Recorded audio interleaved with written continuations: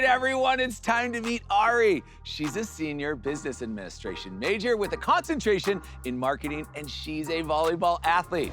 UNW's volleyball team is the winner of 13 consecutive conference championships and recently competed in the Elite Eight NCAA National Tournament. Take it away, Ari.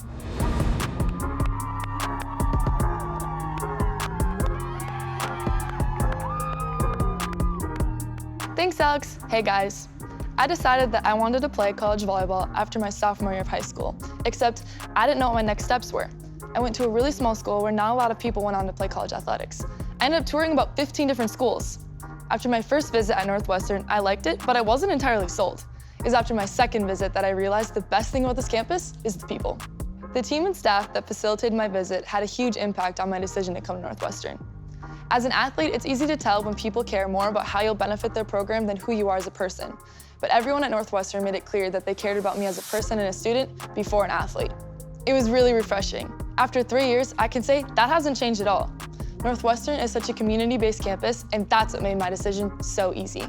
One of my favorite things about Northwestern's community is seeing everybody come together at sporting events. Game days normally have a large turnout, and it's so fun playing in front of so many familiar faces. It makes home games feel like I'm really at my home.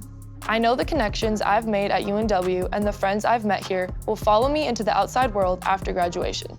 I'm so glad that I chose a campus that has equipped me not only with a degree, but with lifelong friends that'll be by my side as I move into the next chapters of my life. Back to you, Alex.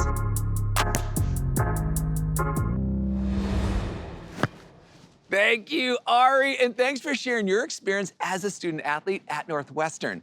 It's so cool to hear about how the community comes together for sporting events and how you've been cared for as a whole person, spiritually, mentally, and physically. Thanks again, Ari.